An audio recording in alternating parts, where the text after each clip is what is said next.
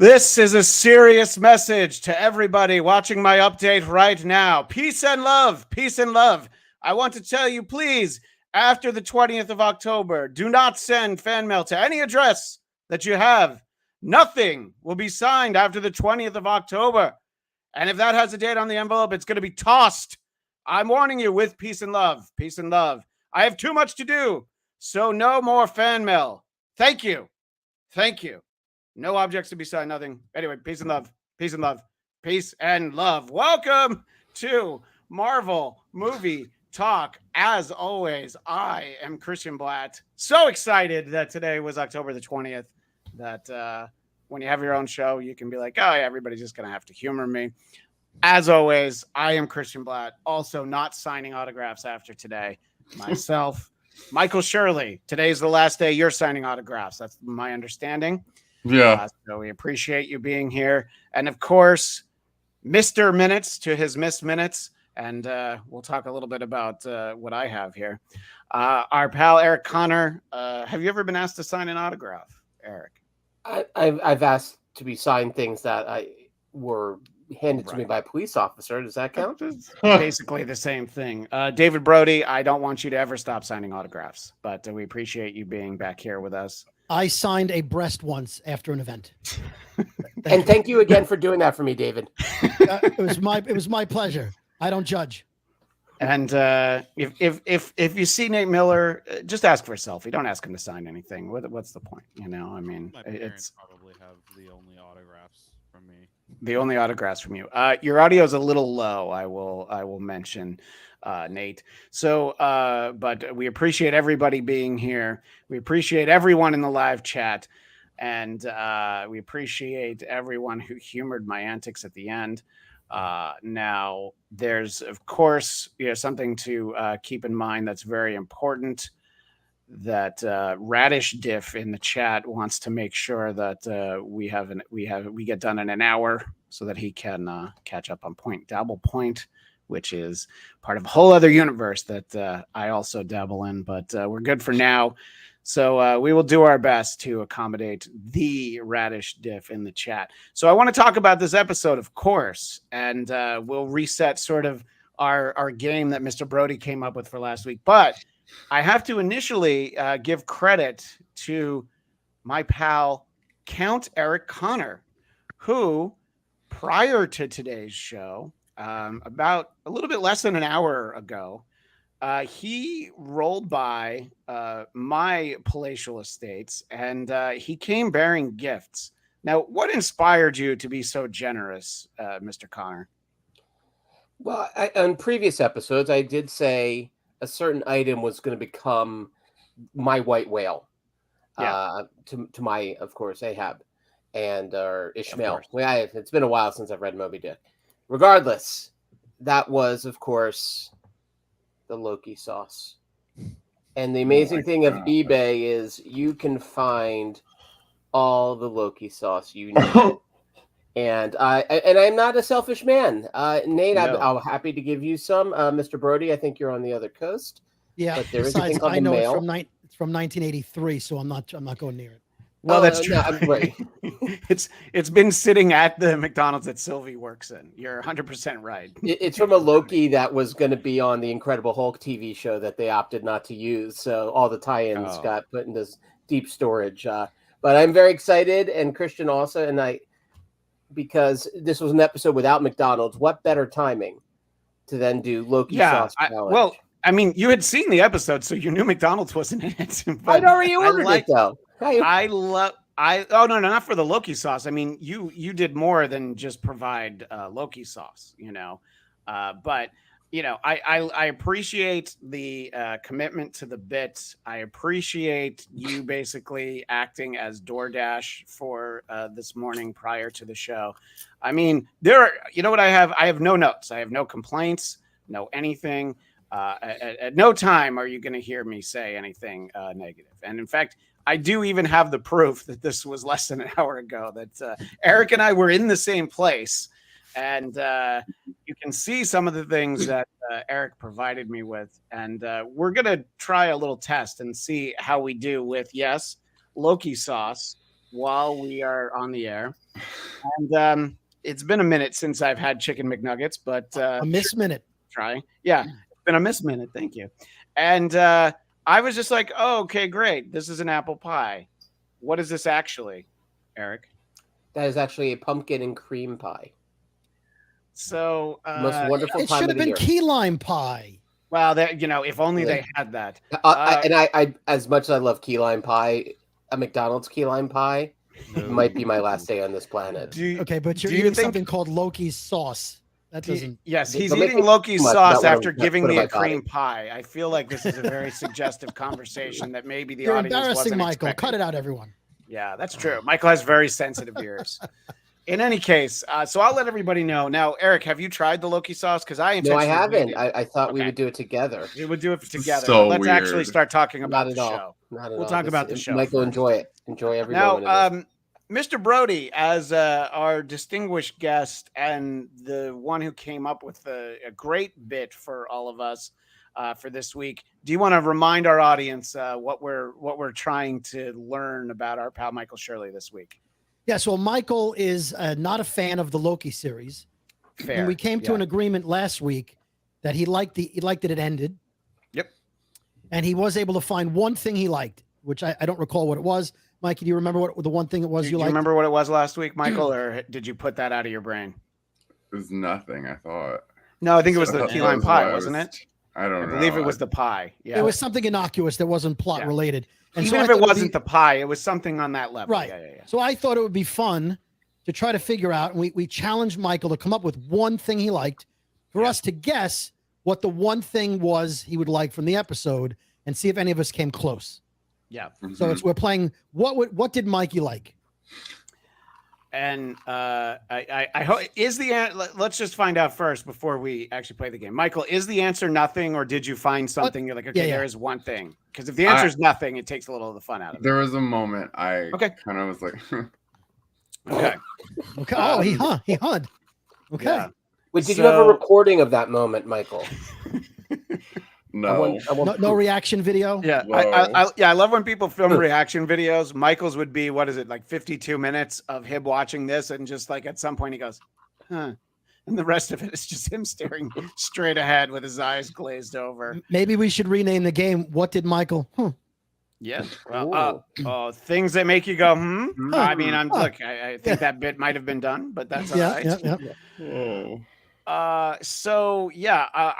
gonna guess first. We'll go round and then we'll dive into the proper recap after we play our fun game.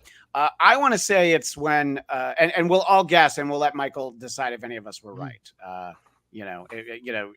Realizing, Eric, that we really need a talking potato to help us with this game, but we'll do it ourselves. Okay. I would say it would be when Renslayer got pushed into the rowboat and sent packing because Michael wished that was him. What do you say, Eric Connor? There was a hair flip, and it made me think of Michael, but I don't think the hair flip would make Michael go, No. He hates No. that. Yeah. I think when now's your time, Miss Minutes, okay, and she got all big and even donned the sort of Pac-Man-esque train, we'll call it, for the ghost. I thought that might have done something for Michael. Okay. All right. I think that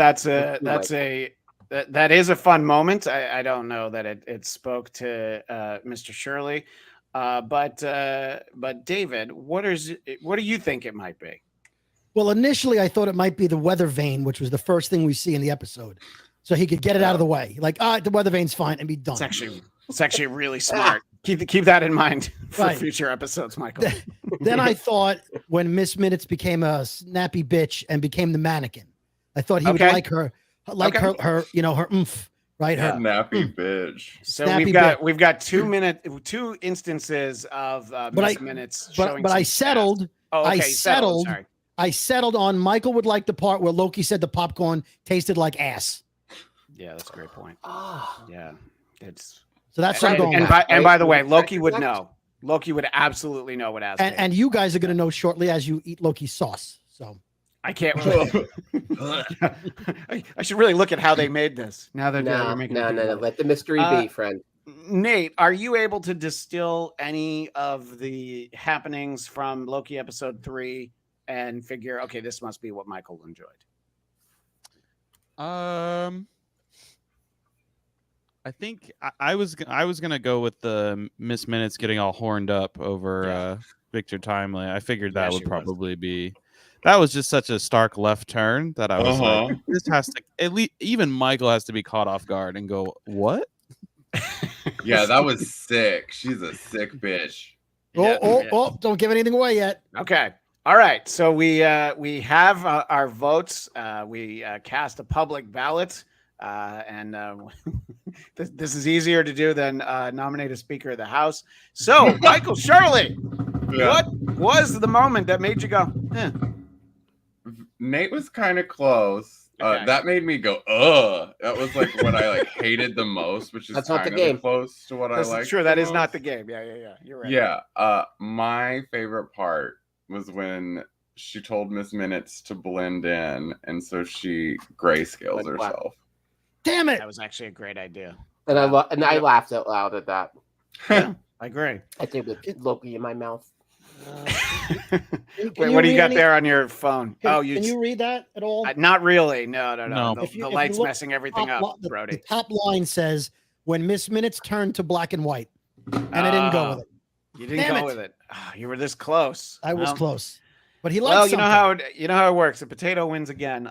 So, Michael, you're able to feel as though that was one of those moments, and we have Miss Minutes. She is getting all horned up. I agree with that assessment. I mean, she's really, we didn't see her in this series and this season. I mean, we're finally getting her, and man, she's back with a vengeance.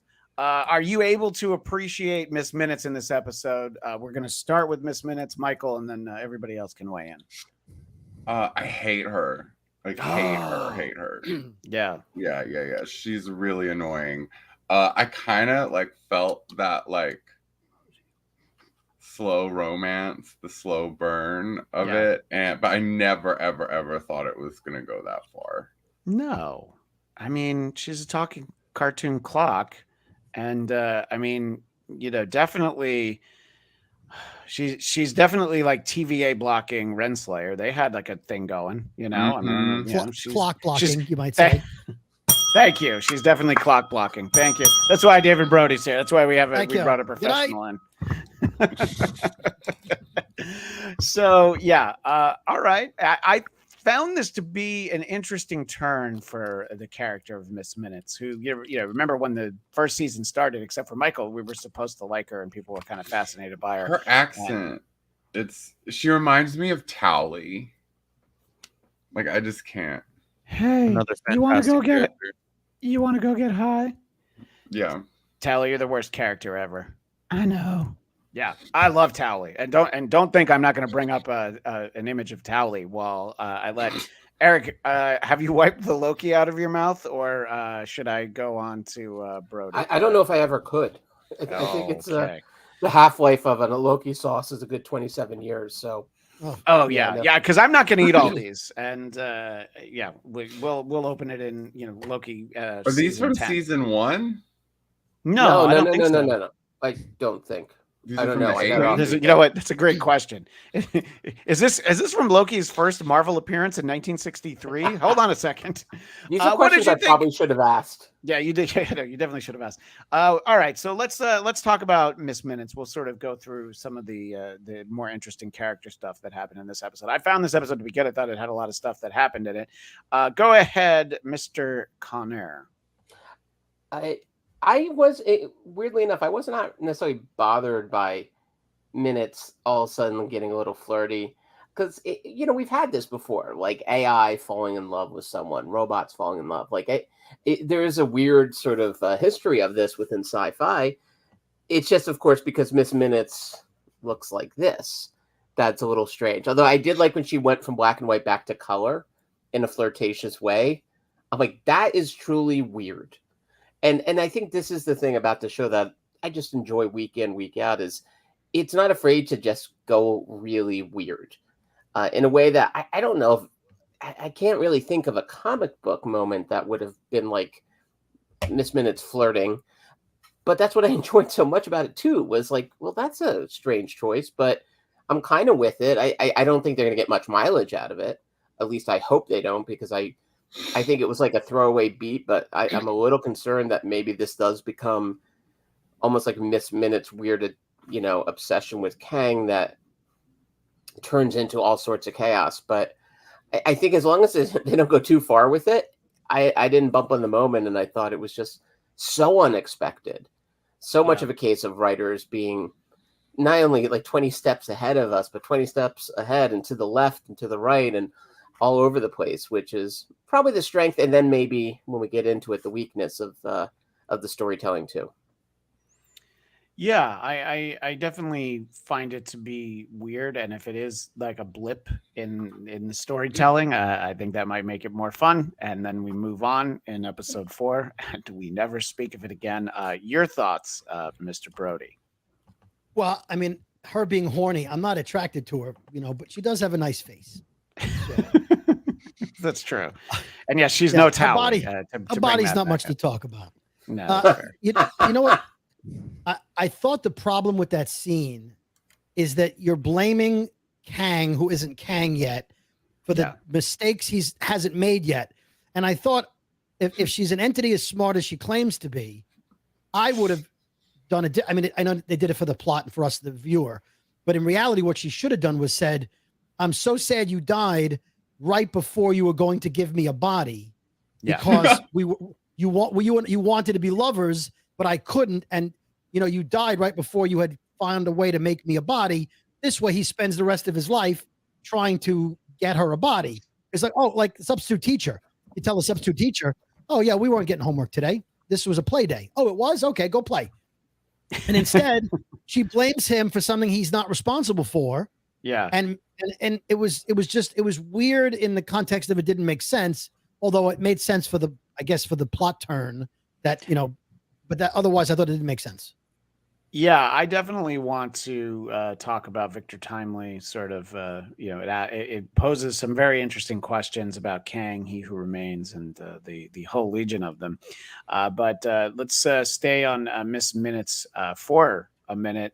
And Nate, how do you feel we've dealt with Miss Minutes throughout the course of season 1, and now? There's definitely at some point, I guess there was a bit of the proverbial heel turn for Miss Minutes last season, and now getting to see her. I mean, she's just she just wants to be her. She's got all kinds of ideas. Yeah, I mean, I thought it was a really interesting premise for a character. This idea that Kang, this being that kind of exists outside of time and has always, especially in the comics, there's always been kind of relation to loneliness with him.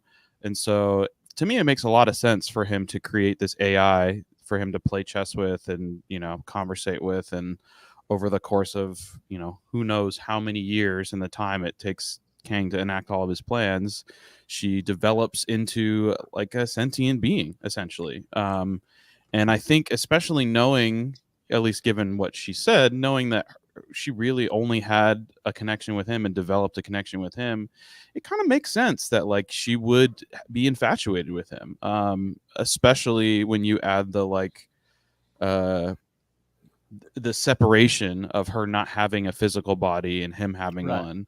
And I thought that was really interesting. I did kind of get whiplash with the episode, like starting with Miss Minutes and Ravonna like working together, and then in the middle they like have a tiff over Kang, and then now at the end they're back like together again. Like it was just kind of like, whoa. But I don't know. I thought it was like I really like how they are getting into Kang and developing the different variants and showing how they're different, but also how like Kang in the future has had influence on the past, which then influences the future, and it gets in all the circular timey stuff. But I think especially with, it just makes a lot of sense when you look at Miss Minutes, and she's a clock. She's like literally a personified clock who is like running the TVA, who is basically in control of time, and like she's his partner. So she's time is his partner. Like there's a lot of metaphors and images that really come together really well. So I'm kind of curious to see how they wrap it up. I did not expect her to kind of like try to get Rona on her side, I guess, in the end. I'm curious what she's going to reveal to her, but I'm glad that she's more than just a Mimi little like, oh, look at the cute little thing in the show, and she talks and she little glows and she does stuff, but it's kind of mysterious. And now there's much more. There's like a whole character. There's a whole arc for her of like wanting to become real and like to be cared about in the way that she cares about this other person. Yeah, deep down inside, every inanimate object really is Pinocchio. It all wants to be a real boy, and I think it is interesting to think about. I referenced the fact that when she was introduced to us, you kind of thought that it's almost like she was like an introduction video or like, a virtual kiosk of like, let me help you find where you need to go your first day here at the TVA. But there's so much more to her. Let's talk about Victor Timely. So this is the episode where we get to see the end credit stuff that we got in Quantumania. So it was scenes from this episode. So we knew it was coming. We knew that they would end up in this sort of part of the time frame. My first question for everyone, it is the first time we've seen Jonathan Majors since Quantumania, and there obviously have been some headlines and allegations about the actor, and we touch on that because Marvel/Disney sometimes have made reactions to things that are out there in the public. He's still there, and I think he's a tremendous actor. You can't take away from that. Obviously some very serious allegations about him. Does anyone, when they saw him again, did anyone think about it? Because I admit that I thought about it later. I didn't think about it right the first time he was on the screen. And then I was like, oh yeah, wasn't there like a little bit of like some talk about, is this guy going to get canceled? What's going on with him? But here he was in the show. And I'm not going to go around and does anybody speak up if you thought about like, oh yeah, there's weird stuff in the news about this guy. Did anybody? Me too. Yeah, it's definitely right. Exactly. Definitely that. But I don't know. I mean, for me, I was just like, oh yeah, I figure that Disney is just, at least for now, they're going full steam ahead with having him, and I thought he was great. I thought that seeing this version of Victor Timely, sort of it's weird because it's he's very timid. He almost has a stutter, and it's. Obviously, this is before any of it. That's why they're at this moment in time. We see the TVA handbook get tossed in his window as a kid.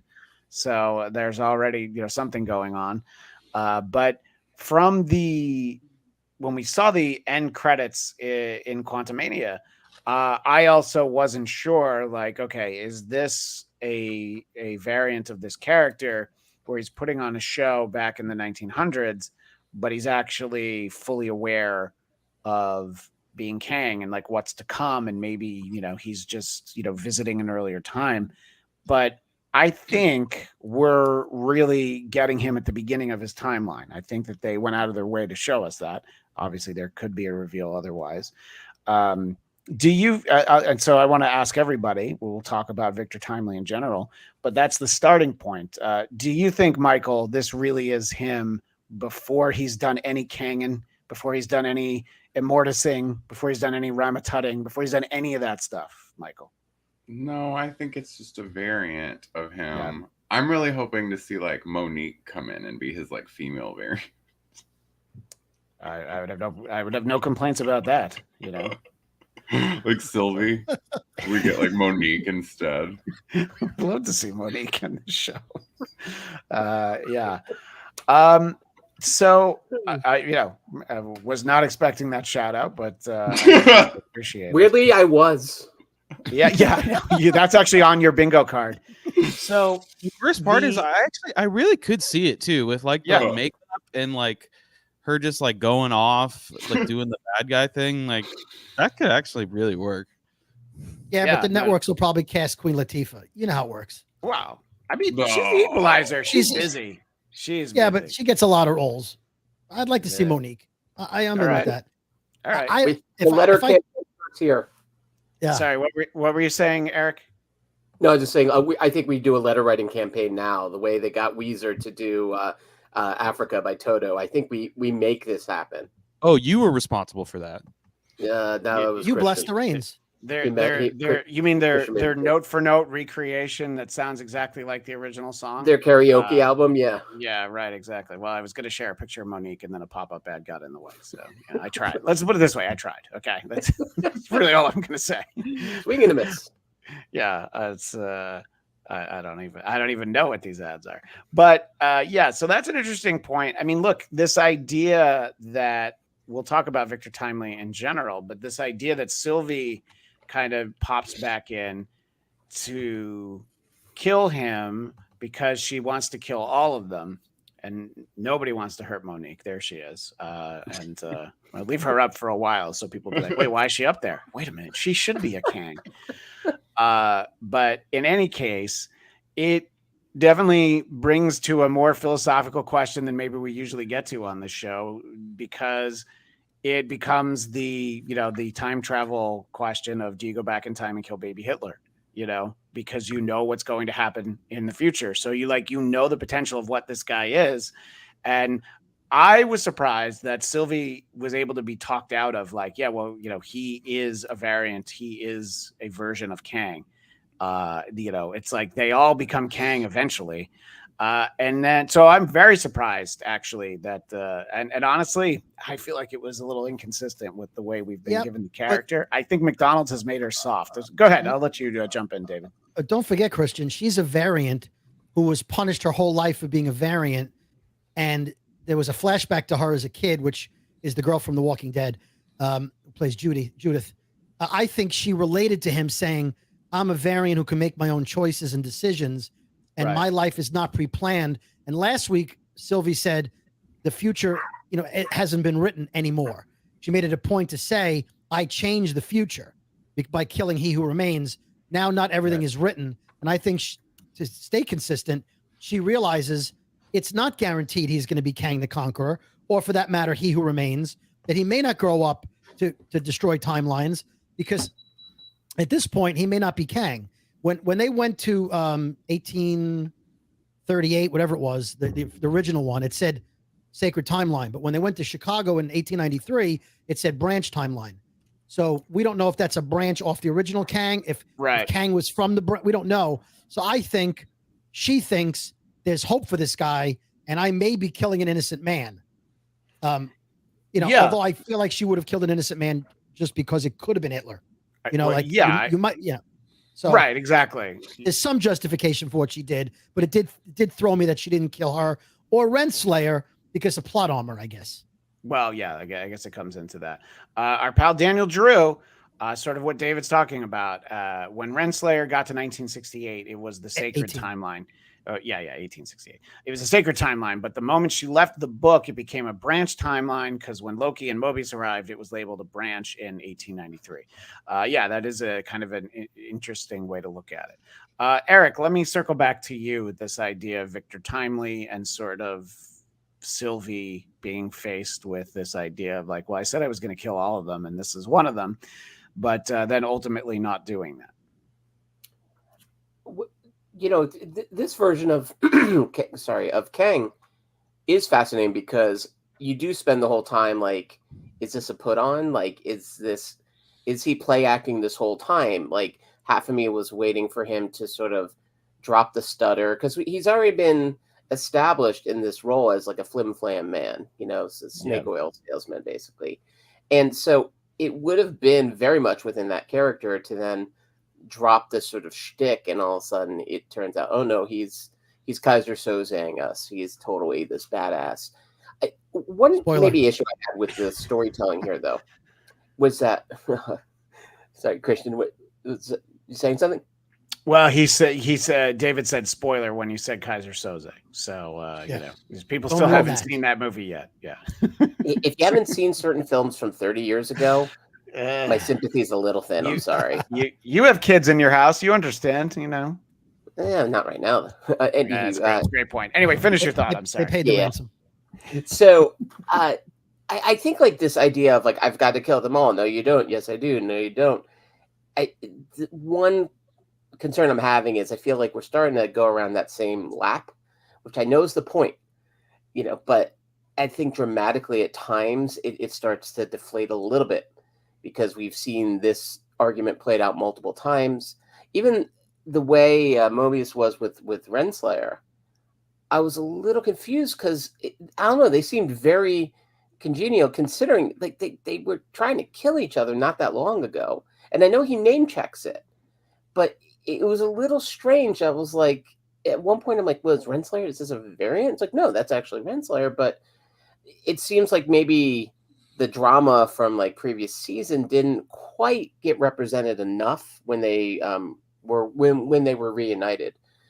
So I do like this notion of like, well, what if this Kang Timely is just an innocent, truly, and I think that gives us a lot of potential good drama, but it's starting to also feel a little familiar.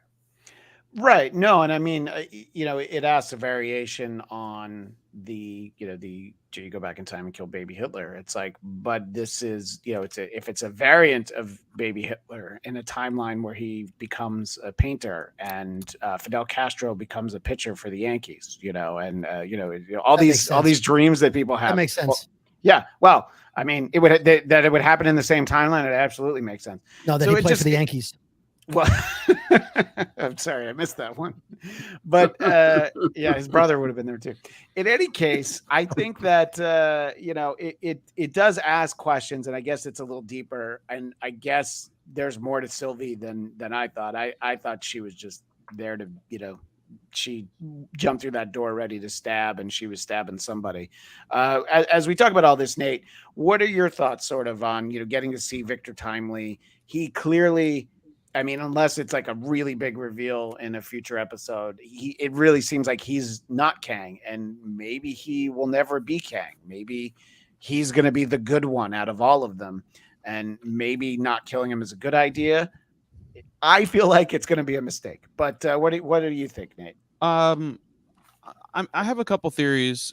First, I want to say that I think it's extremely consistent with Sylvie's character for her not to kill him, because she, in the first episode and in the second episode, or no, I'm sorry, not in the first episode, in the second episode, she has that discussion with him twice about like, is it free will or is it predetermination? So if she concedes that he's always going to be Kang and she has to kill him, then she would be conceding to the idea of predetermination. So in order for her to stay consistent, she has to give him the free will chance to change. I don't think he will, but for her character, it wouldn't have made sense for her to be like, no, actually, I'm going to kill you because you're going to become this person no matter what. It just would fly in the face of, everything she said the episode before. But specifically with Victor Timely, I think it's interesting. I've seen a lot of people online make the comparison of like, oh, it's like going back in time. Like, would you kill Hitler? But I think that's like obviously an extremely like oversimplification, because Victor, like he's the way that analogy would work is if Hitler then also built a time machine right before he died and sent someone back to early Germany when he was born, and then gave him a copy of Mein Kampf and was like, here, take this, and that shaped the rest of his life. So given what we know about the time loop and also about He Who Remains specifically curating the sacred timeline where he is the only victor and there is no multiversal war, I think what we're seeing is the beginning of the loop that we saw at the end of last season. I think Victor Timely becomes He Who Remains.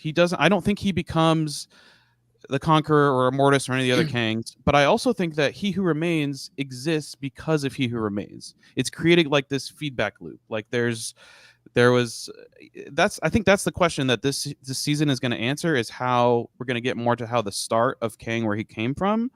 Because I just don't buy that like all Kang variants come from this one. That doesn't make sense to me. I think what makes more sense, and a plot that is played out in the comics, is that Kang sent a younger version of himself into the past so that he could then be there in the past with the tools of the future to help build himself a future towards the future that he's already in now. My head hurts when I talk about this stuff.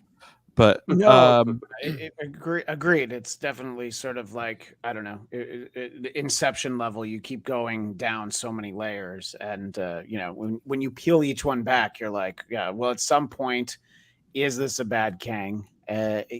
Or is this a guy named Victor Timely who, yes, is has the potential to somehow become that, but he's read the TVA and he's like, oh yeah, no, I don't want to do any of that.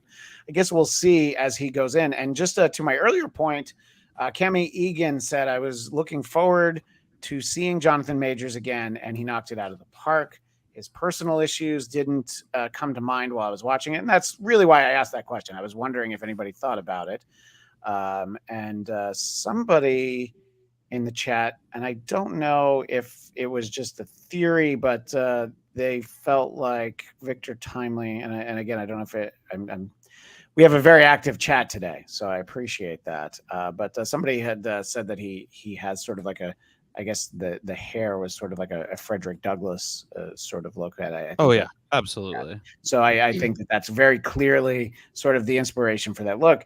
And obviously because of the era that he's in, he looks so different than, any of the other variants, the other versions that we've seen of him. So I think it, sort of the mission of the episode where we're having Mobius and Loki, I thought OB has really become hey, I just want to remind everybody, we're all going to die. Remember? Okay, but what about this? Yeah, but we're all going to die. All right, I guess we should do something about that, shouldn't we? Well, do you want to have more pie? No, we should really do something about it. And we Christian, we could make a drinking game out of how many times they said the word loom. Oh, yeah. At some point, I'm like, all right, I get it. It's about the loom. Can we by the way, please. As we have a moment, Eric, how many of your 6 chicken McNuggets have you had at this point, by the way? You haven't had any?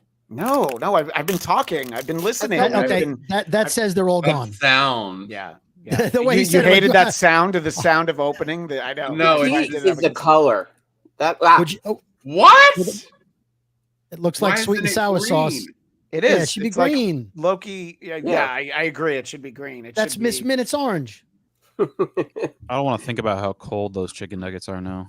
I reheated them after. Are they good enough that you go back in time? That's a great point. That's a great point, Nate. I did reheat them right before the show. And I'm sorry, what'd you say, David? Thank God. Oh, I asked Connor if they're good enough that you'd go back in time and eat them again and start a chicken nuggets loop. I don't have to. I got more. Oh, nice. What does it taste like, that sauce? Honestly, it just tastes like sweet and sour sauce. Like you would get it at Although Express or not much anywhere. in the way of sweet or sour. God, it's more of marketing is just so efficient. Well, I mean, it's like Loki, though. Sometimes he's good, sometimes he's bad. So, Eric, I need to ask, how much did you spend on eBay to get how many sauces did you get? Because you gave me 4, you gave me 5. I don't know, you gave me 4 or 5. How much did you spend on them? Yeah, it's like a buck and change per sauce, but I think that was worth it. And all I hope there's no injected poison. I mean, I almost it'll be better for the show our next 5 hours to see if we survive to see 6 p.m. Yeah, that's the real question. Wow. But if Connor freezes from the poison, we won't know if it's the bad Wi-Fi again or the poison. Well, I'm not in Atlanta. He's back in Bourbon. Well, he was able to drive by my house, so he's hey, Christian, you mentioned OB, right? He was featured last night a little bit in when they opened the book. It reminds us. He wrote the TVA manual. And so He Who Remains didn't write it, which makes me believe that OB is more than he appears to be, much like Miss Minutes. He may have created the TVA. He may have created He Who Remains. There's more to what's going on because He Who Remains is reading what OB wrote and learning from OB. Sorry, David, I didn't mean to jump in you there. Yeah, no, go ahead.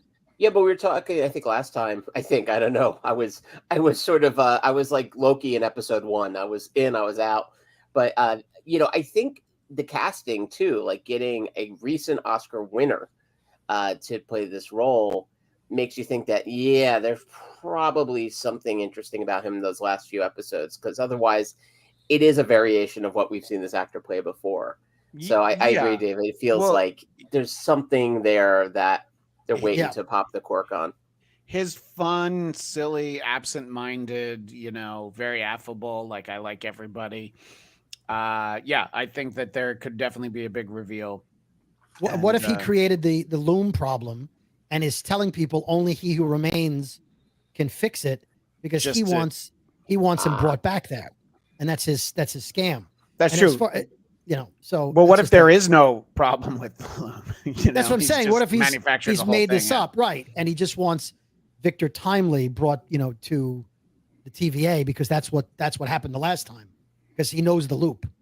Yeah, well, I think that that's a great character, even though this was not an OB heavy episode. Michael, do you feel like that could be a reveal that OB, the character, hates this show as much as you do, so he wants to kill everyone in it, and then it'll be the OB show next year?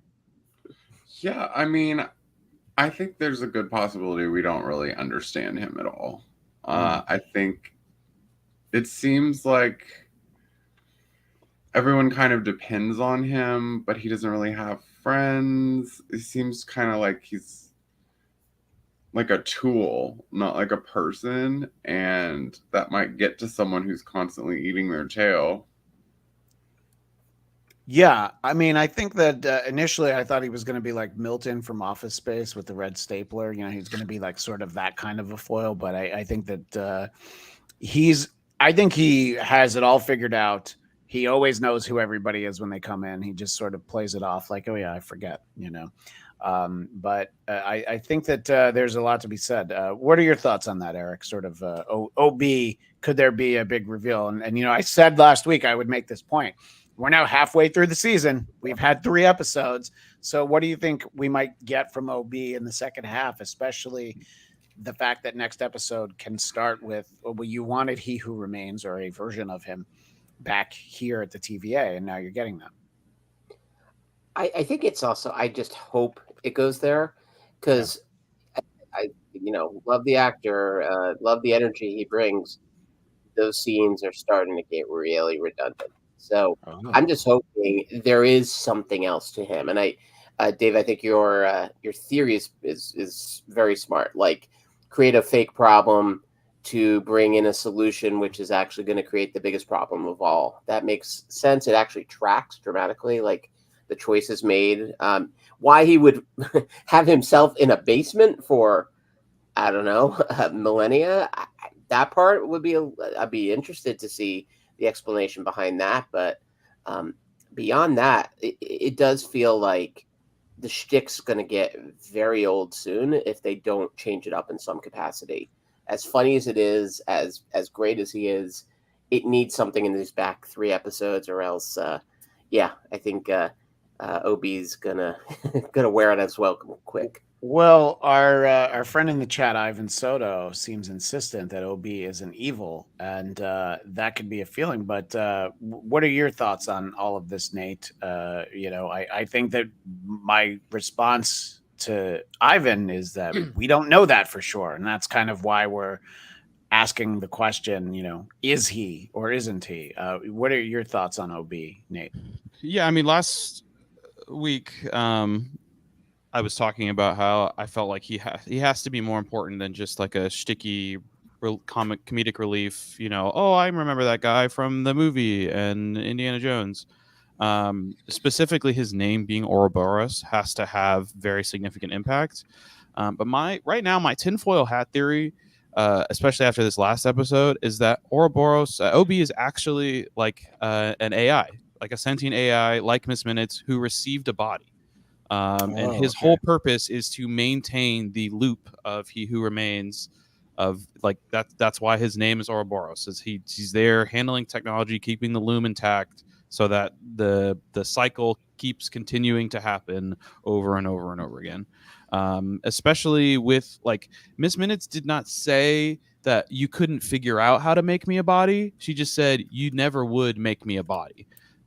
So I think that might be significant, in that in the future he absolutely had the ability to do that, but because of how vital Miss Minutes was to him, the time spent, how she knows all of his secrets. He's like, I'm not gonna let you, be sentient in a physical body and do whatever you want. Like, that's just not gonna happen. We know he doesn't like partner well. Exactly. But OB wouldn't be more of a partner as much as a tool within the establishment that is the TVA itself, that kind of helps to perpetuate that circular motion. So I expect that we will get a lot of him next episode. I am very excited to see the interaction between him and Victor Timely. I think that will be very telling of how he responds to that. Because correct me if I'm wrong, it seems like OB is the only one at the TVA who hasn't regularly had his memory wiped. Because he remembers Mobius when Mobius comes down there, but Mobius is like, I have no idea who you are. So I think that he might go, oh, it's the boss man, and everyone's going to be like, what? And then chaos will ensue.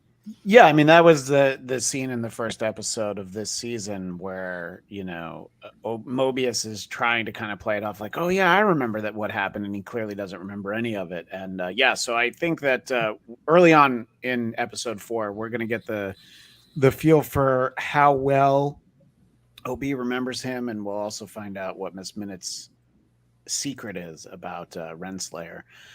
This was a little bit earlier in the chat. Craig Robinson thought it was interesting that Loki outed Victor Timely as a con artist. Was it all a lie because the book told him everything to do? When you get into sort of circular time travel logic like that, it it can definitely give you a headache as you start to try to figure it all out and think about what's going on. And Farad Muhammad had a comment, and I decided I will share it. If this was just a few months prior, I'm sure Lizzo would have been the Kang variant, but she's making some bad headlines herself. So we're Team Monique here. Farad Muhammad, don't come into our show and try and take down Monique. All right, I love this idea. I want this idea, and I'm gonna say, and Kame, let's not forget our friend Brad. Maybe Brad can open the temporal loom. Yeah, I think Brad can do pretty much everything, So just can't open the box. Yeah, I mean everything else. Anyway, I love seeing everybody in the chat, and I found, look, my wife and I, we watched this show together after the kids go to bed. So even though it's like about 9:30 p.m. Pacific time, it even when we're enjoying it, sometimes we fall asleep during anything. And this was one of those episodes. Last week, she fell asleep in the middle. I was like, it's all right. You'll get it in the recap. This one, I was just like, you're going to have to watch the second half of the show again, because there was so much that actually started happening, really moving the story along because they know they're halfway through the season. And doing a good job in helping me forget about Secret Invasion. Honestly, having a story that I care about, characters that I'm interested in. I'm not speaking for you, Michael. I'm just saying for me personally.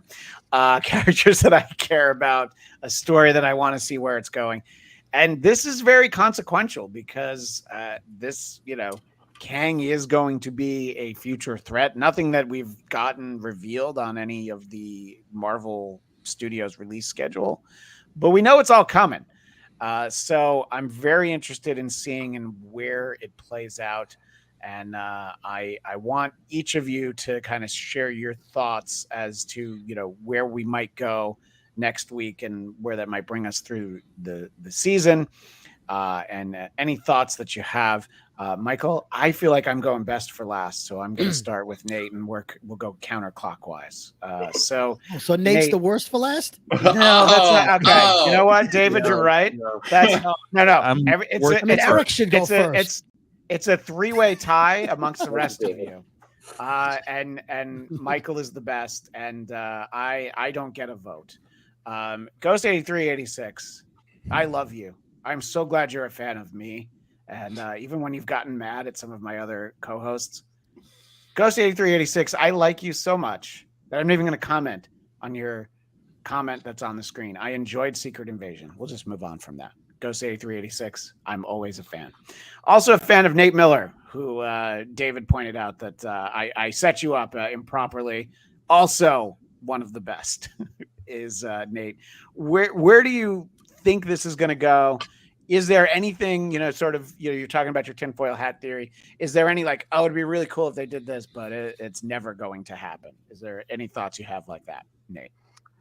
I mean, I'm really enjoying the pace so far. So I'm hoping that next week we get a big exposition dump, either like from Ouroboros about the TVA or something more specifically about like Kang. I'm assuming that we will get something about Ravonna and her interactions with Kang coming from Miss Minutes.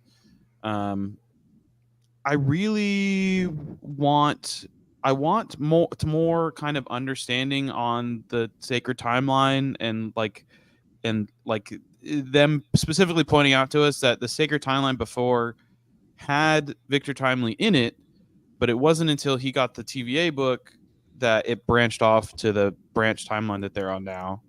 So I think more clarification on that would be great.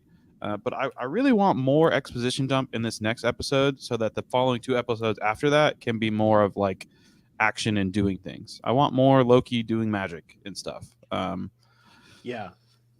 I agree with that. And I don't know. I mean, my gut would tell me that there would not be plans for a Loki season 3, but I guess we'll see. I feel like this series is going to end setting up whatever our next Kang related movie appearance is. And I'm going to ask you the same question, David, but let me bring in this comment from Daniel Drew. He Who Remains is kind of the most good version of Kang. And I think that that's consistent with the way he was portrayed in season 1. In the comics, Immortus is kind of that neutral version of Kang.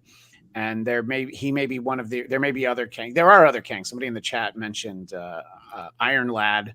There's a few other characters. There's, I think the Druid is one of them. So there's definitely variations in where this can go. So maybe this is going to be sort of a reveal of maybe this isn't a Kang. This is a Mortis, or somebody else. So I guess we will see. But David, your thoughts on where you think we're going next week and where the show might take us throughout the end of the season in episode 6. Okay. Well, I think, to answer what was just said, I think he's He Who Remains because He Who Remains put Ravonna up to creating He Who Remains because he's He Who Remains. He wants to, he's creating himself. What I'd like to see is explain to me who put the book in his hands the first time. Was it OB's idea to put the book in his hands? Was it as what Nate said? Because in the comics, Kang is from the future and he's a descendant of Reed Richards, right? And when He Who Remains showed the multiversal war, he showed scientists, right, an animation, a claymation, and they figured out the multiverse. Victor Timely didn't figure out the multiverse yet, right? I feel like Kang is a future character. All his tech is from the future, and I do agree they put a kid in the past for the reason Nate said, based on the comics, and maybe OB gave him the book. Maybe He Who Remains knew to give him the book, but I don't believe that he was born naturally in that time period. So I want to know how that started. How did the loop start? But also, the episode ended on a cliffhanger that we haven't mentioned yet. Miss Minutes said to Ravonna, I know something about you, but it's going to make you very angry. So is she a variant in this world, in the MCU? I know who she is in the comics, but I don't know what's going to make her angry. That she was married to Kang at some point, or that she's a variant and she had her mind wiped and she's... Or is she a variant of Kang? I mean, Sylvie is a variant of Loki, so... Right, or is she a variant of Ravonna, or she's nobody, and she's not Ravonna, and she didn't... maybe they implanted the memories that she worked with He Who Remains, and she's nobody. But I'm very curious to see that reveal as to what's going to make her angry. Yeah, no, and I think that will be the sort of that reveal, and seeing what happens when Victor Timely walks in to the TVA will be interesting. And I'm going to ask you the same question, Eric, but this important thought from Kemi Egan first.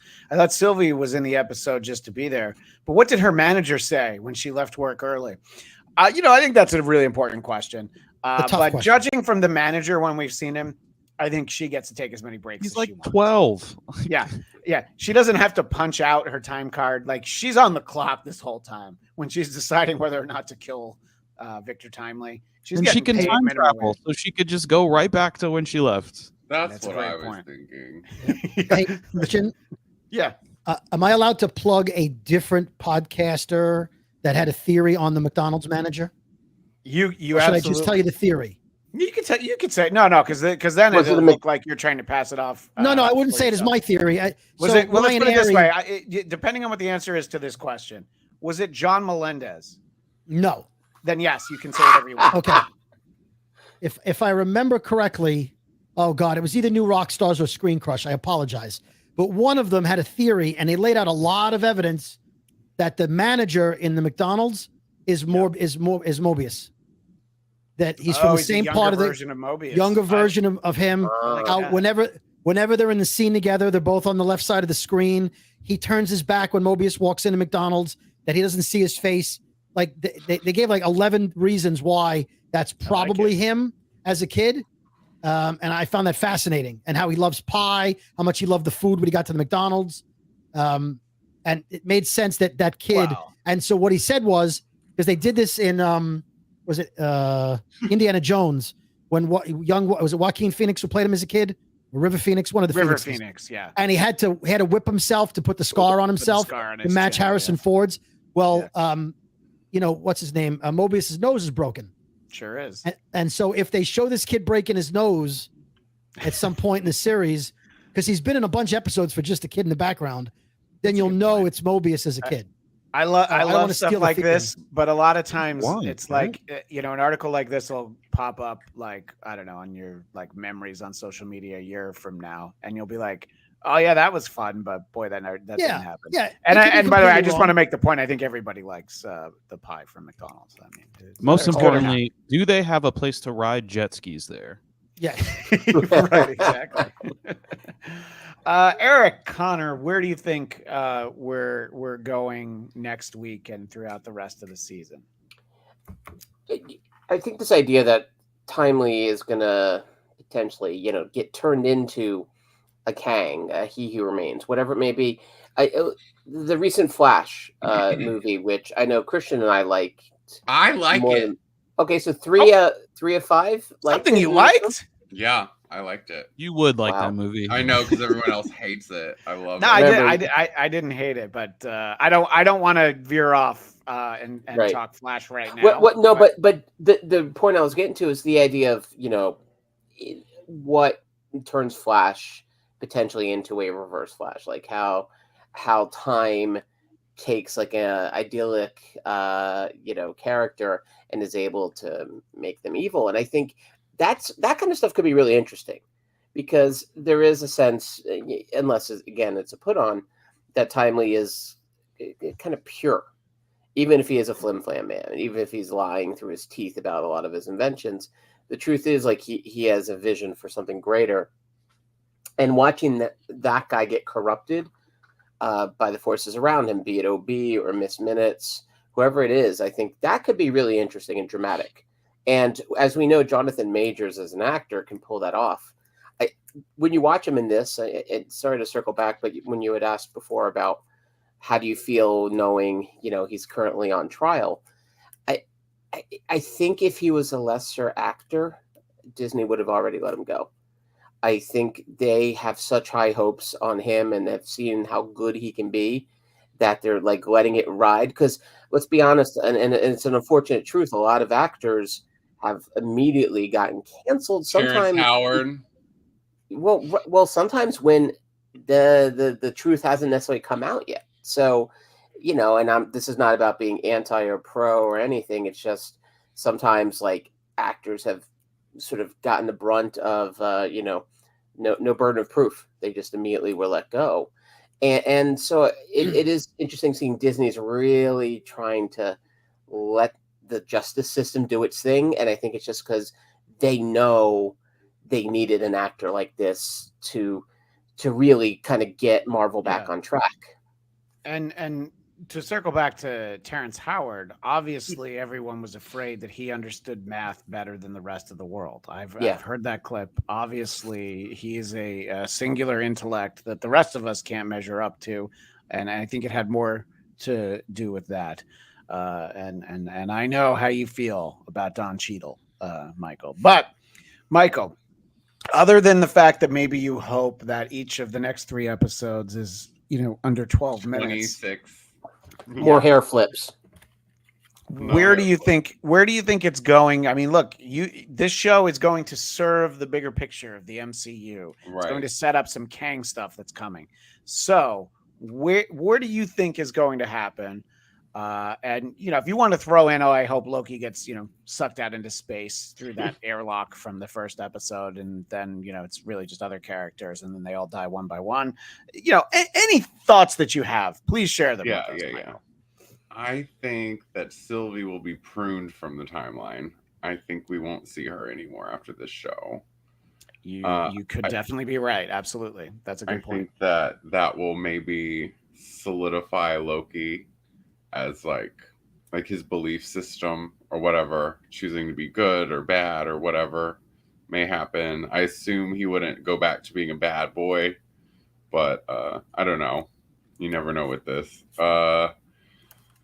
I kind of got these vibes that maybe Renslayer is Kang's daughter because she's kind of like attracted to him, but Miss Minutes is like, no, you're not gonna like this. I don't know. I like that theory David mentioned about Mobius being McDonald's manager. I really don't have a lot for where this is going. Just little things. Right. Well, no, I think that can be the interesting thing. And sort of asking the question about Victor Timely, who he is and all that. Daniel Drew does remind us from season 1. In fact, I believe saw this in one of the recaps. He who remains does say to Sylvie, I'll see you soon. So he could very well know, like, oh yeah, you're going to show up to Victor Timely and not kill me or, something like that. So, I think it all lends to the question of where's it going? What are we going to get? It's not as good as the question of what does this McDonald's pumpkin pie taste like, but I'm going to answer that in a moment. Eric, did you already have a McDonald's pumpkin pie, or was this just for me? That might have happened. I neither confirm nor deny. I didn't see one in your car, so was it? It had already been eaten. Yeah. No. I gave it a home a little bit later. A home. A home. It's loved. It's feeling love right now. My stomach, on the other hand, is not feeling love. It's feeling hate. Yeah, we regret. we took the kids to McDonald's last night. Let's just say there's someone in my house who was like, "Oh, this was a mistake." It wasn't me. That's all I'm going to say. But I mean, obviously, here I am about to eat an apple pie that looks like a 7-Eleven burrito. Well, it does, yeah. Oh, it's delightful. It's just like the apple pie except pumpkin. Anyway, probably not one I should have taken them by. So we'll be back next week. Important. I got a couple programming notes. The first is I put this episode. This show's always on Geekscape now. But what I found when we were doing, actually, David was there. We were doing our Ahsoka show. Was that there were people that didn't know, even though I tried to make the big push, make sure everybody knew that Marvel Movie Talk had moved over to Geekscape. So I put it on the Blackcast channel for this episode, just to remind everybody that it's there. But if you want to keep watching this show, you can even see the little scroll at the bottom of the screen. You have to subscribe at Geekscape TV. Go over to that channel. A lot of you are watching it there right now. Go ahead, subscribe. You'll get this show. You'll get a bunch of other great shows. Some of which include me, including Geekscape Book Club, which we'll promote next week. But if you want to keep watching the show, you need to subscribe to Geekscape. I'm so glad that people were able to find it. And we're doing, we will be back next Friday at the same time, 3 p.m. Eastern, noon Pacific, to talk about Loki episode 4. But we're also doing one of our bonus shows in our old time slot, which will probably become our new time slot again, Wednesday at 11 a.m. Pacific, 2 p.m. Eastern. We're going to do an X-Men themed show. And if ever there's an excuse for me to talk about the work of Chris Claremont, I will always do it. And I'm having on the author, Andrew DeMond, who is actually a professor in Canada who got a grant to study the 16 years of X-Men that Chris Claremont wrote and analyze it. There was a team of researchers, and that research, I've been following his Twitter account for years, but he's finally collected it in this book that is called The Claremont Run, Subverting Gender in the X-Men. It's about an era where it was sort of a joke around Marvel that Chris Claremont was always like with characters like, well, why can't it be a woman? And that was kind of funny to everyone. So strong female characters that we all love in the X-Men. Obviously there were stronger characters, but Jean Grey is a perfect example. Michael, there's, I'm sure you've seen Jean Grey pre-1975, and it's really just thought bubbles of everyone else on the team, including Professor X, which is super creepy. Everybody's in love with Jean Grey, and she's very passive. And then she turns into like the most powerful being in the galaxy. Girl even eats a whole planet. I mean, come on, And then they retconned it then, and then she didn't eat the planet. Well, there's my continuity, which ends before. Yes, I believe in X-Men 137. Yes, 100%. Yeah. No, yeah, exactly. Yeah, that's my sacred timeline. Yes, the retcon, the X-Men 1 retcon was terrible. The whole cocoon thing, awful. She'll always be Phoenix. I'm with you. I've talked to Chris Claremont about that. And, it still rubs him the wrong way. It should. He created a masterpiece. He's not too happy about it, but he also, also some of his dialogue was inserted into the Fantastic Four issue that John Byrne wrote, which led to John Byrne quitting the Fantastic Four. So really, it's fascinating comic book drama, and this is a very interesting book. It makes me feel smart reading it because it's it's like an educational publication. I forget University of Texas Press put this out. So we'll be talking about it. You don't have to read the book, but I encourage at least following at the Claremont Run on Twitter, X, if you will. And we'll have a fun conversation with Andrew, but then we'll be back on Friday. But both of those episodes you'll find on Geekscape. So that's the important thing there. Very excited about that. But for everyone else, Nate, where can people find you and see if you have any other tinfoil theories that you might want to share with them?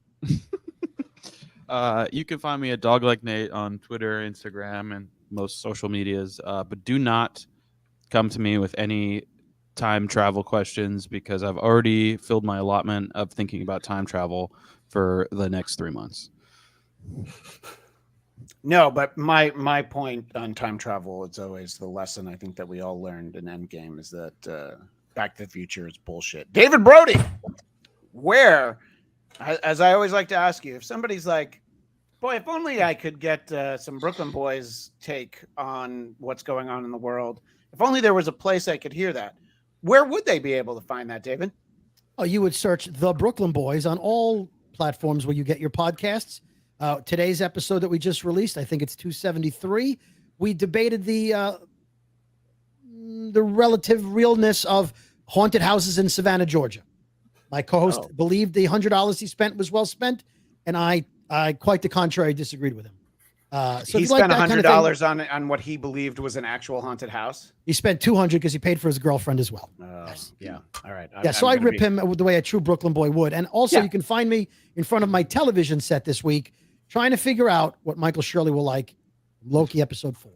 Yes, right. Exactly. I think we'll all be trying to figure that out. Eric Connor, where do we find you? Other than at the McDonald's at Olive and Verdugo in Burbank, and lurking around the corners of eBay for more Loki themed sauce. I'm regretting this choice now, I have to admit, but it was worth it. We'll see how I do tomorrow. But yes, I am. You can catch up with David Brody's least favorite member of Marvel Movie Talk at Count Eric Connor over on Facebook and Instagram. And Michael Shirley, America's sweetheart. Where do we go for you to bring a ray of sunshine into our lives? Oh, my Instagram stories are pretty good, and I hate Michael Shirley. Also, you can find me on Twitter, X at Michael X Shirley. Thank you, crew. And always, I am at Christian DMZ on Twitter /X/Instagram. Yep. Threads. Still there. I keep getting notices that new people are following me on Threads. And I'm like, okay, enjoy. Just don't be looking for that content. But thanks for following me on Threads. And on my personal podcast, the Blattcast, I did a fun episode yesterday, which you can find on the YouTube channel over there. It was with a gentleman known as Carlos Danger in the Dabbleverse, which if you Google that name, you know why it's a great nom de plume, as it were. In the interest of Halloween, we analyzed Texas Chainsaw Massacre. No, not the 1974 Tobe Hooper classic. The 2022 Netflix version of Texas Chainsaw Massacre that was about influencers or celebrity chefs or some shit. I watched it and I still don't know. So we talk about that, Carlos and I. We have a fun chat, so you can find that there. But please, you'll see us back here next Friday, but then also make sure you join us next Wednesday at our special time for our Claremont Run conversation. And of course, who are these broadcasters on the Who Are These Podcasts network? That this week it'll be Tuesday at 2 p.m. Eastern, 11 a.m. Pacific, trying to back away from some of the heat of shows streaming in our usual time slot. So we'll see how that goes. But again, just follow me at Christian DMZ. You'll find out everything that you need to know. Cam Egan, can't wait for my interview with Jeff Keith, the lead singer of Tesla. I knew I liked you. Yeah, I recorded that the other day, and that's going to stream next week. Thank you, Cam Egan, for helping me promote yet another thing. That's all the time we have for now, but as great Stan Lee would say, Excelsior!